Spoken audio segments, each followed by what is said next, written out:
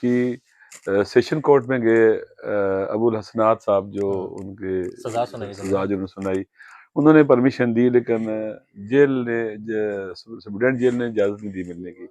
انہوں نے کہا کہ آپ اوپر والوں سے بات کریں۔ تو پھر ہم کنٹیمپٹ آف کورٹ میں چلے گئے، جس کو بہت ڈیلے کرتے گئے۔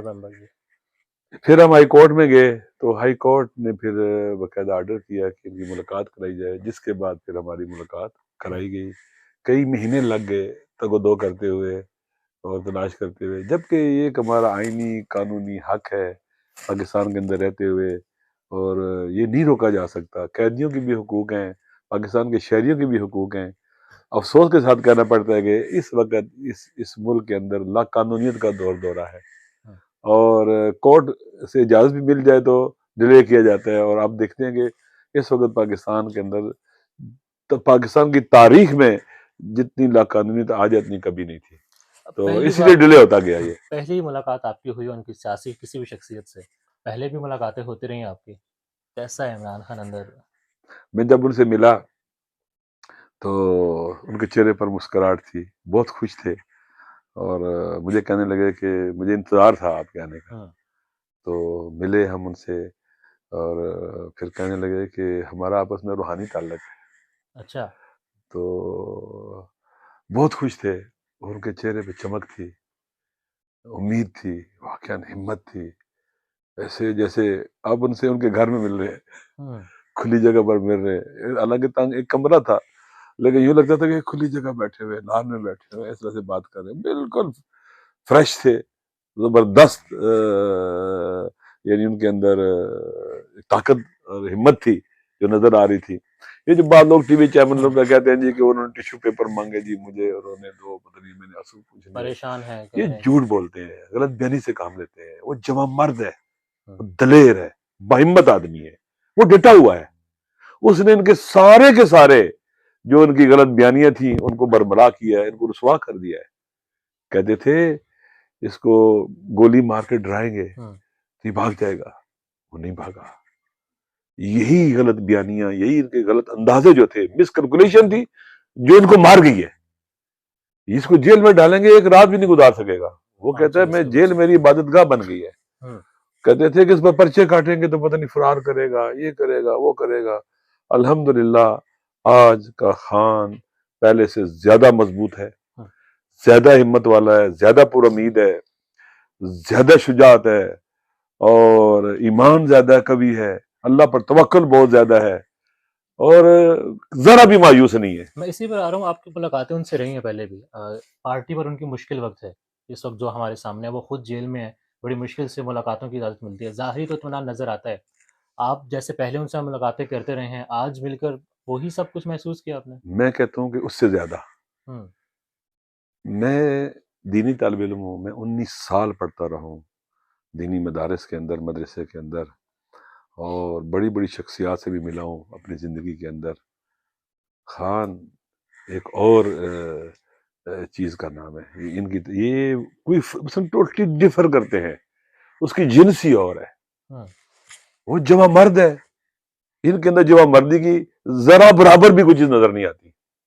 اس کو ایک فکر لاحق تھی، وہ خواتین جو جیلوں میں ہیں، بچیاں جو جیلوں میں، ان کے بارے میں اس کو درد اور رنج اور تکلیف ہے۔ بار بار انہوں نے چند دفعہ کہا کہ میری بھی دیکھیں بیٹیاں، خواتین، یہ اتنے گرے ہوئے لوگ ہیں کہ انہوں نے چادرواری کا تقدس پامال کیا، خواتین کو اٹھایا، انہیں جیلوں میں ڈالا، اور ان کے اوپر غلط قسم کی FIR کاٹ کے ان کو تنگ کر رہے ہیں، ان کو توڑنے کی کوشش کر رہے ہیں۔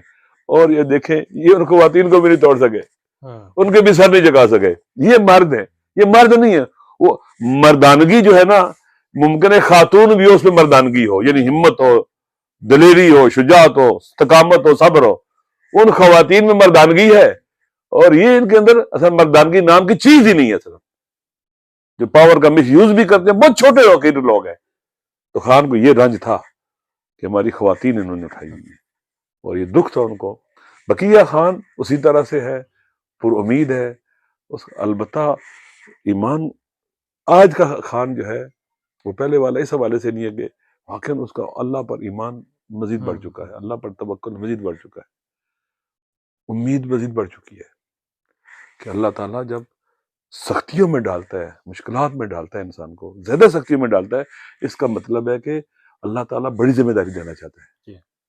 پاکستان جو مصیبتوں میں گھرا ہوا ہے، سختیوں میں گھرا ہوا ہے، ہر طرف سے مشکلات کا شکار ہے، تو اس وقت جو 1 سال 10 مہینے سے لوگ مشکلات ہو کا رہا ہے، جی۔ شکار ہیں، آزمائے جا رہے ہیں۔ بقول خان صاحب کے کہ قرآن بھی کہتا ہے، اور میں نے بھی کچھ ان سے یہ باتیں کی کہ اللہ تعالیٰ آزماتا ہے تاکہ مومن اور منافق کا پتہ چل جائے، اور پاک تینت کا اور بد تینت کا پتہ لگ جائے کہ بد تینت کون ہے، پاک تینت کون ہے۔ بعض لوگوں کے بارے میں کہا کہ بڑے اچھے سیاستدان ہیں، بڑے تیز طرح سیاستدان ہیں، لیکن اللہ پر ایمان نہیں ان کا، اسی وجہ سے وہ مشکلات کا شکار ہوتے ہیں، جھک جاتے ہیں، اور جب وقت قیام ہوتا ہے تو سجدے میں ان کے سار ہو جاتے ہیں طاقتوروں کے سامنے، لہذا پھر وہ گرتے ہی جاتے ہیں، پھر وہ گرنے کی کوئی انتہا نہیں ہوتی۔ آپ دیکھ لیں جنہوں نے سر جھکایا ان کو کتنا ذلیل کیا گیا ہے۔ عوام ایسے ہی اس طرف نہیں ہے۔ راجہ صاحب موضوع سیاسی بھی تھا، سیاست کے حوالے سے بات ہوئی۔ بالکل بات ہوئی کہ ہم یہ جو جدوجہد ہے یہ آزادی کی جدوجہد ہے۔ ہاں، انہوں نے پیغام بھی مجھے کہا کہ لوگوں کو میرے سے پیغام بھی دیں کہ ہم آزادی کی جدوجہد سے 1 انچ بھی پیچھے نہیں ہٹیں گے، کوئی کمپرومائز نہیں کریں گے اس کے اوپر۔ آزادی پر کیا کمپرومائز کیا جا سکتا ہے؟ ہم نہیں پیچھے ہٹیں گے، ہم ڈٹے رہیں گے، اور انشاءاللہ ثابت قدم رہیں گے۔ موت سے نہیں ڈر، ہمیں کسی قسم کا بھی پرواہ نہیں ہے، مر جائیں گے مثلا۔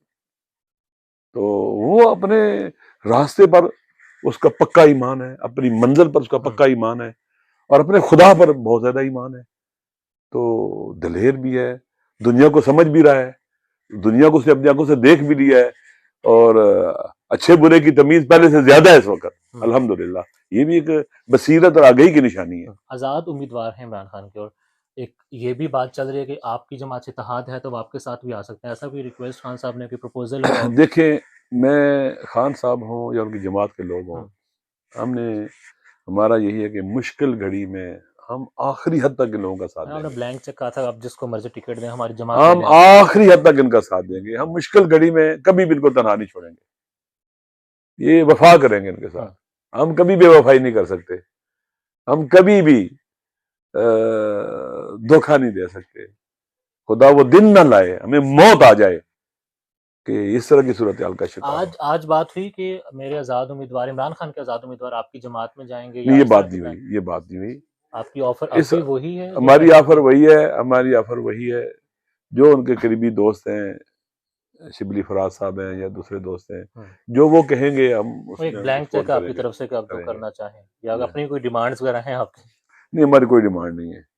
مجھے ابھی انہوں نے پوچھا بھی کہ آپ کے ساتھ جو میں نے وعدہ کیا تھا کہ ایم پی ایز اور ایم این ایز کا، کیا اس پر انہوں نے عمل کیا صاحب نے؟ میں نے کہا خان صاحب یہ وقت ان باتوں کا نہیں ہے، آپ باہر آئیں گے تو بتائیں گے۔ مشکل گھڑی میں نہیں، مشکل گھڑی میں ہم ساتھ ہیں، چھوٹی چیزیں ہیں، یہ طولانی جدوجہد ہے، 1-2 دن کی نہیں ہے، 1-2 سال کی بھی نہیں ہے۔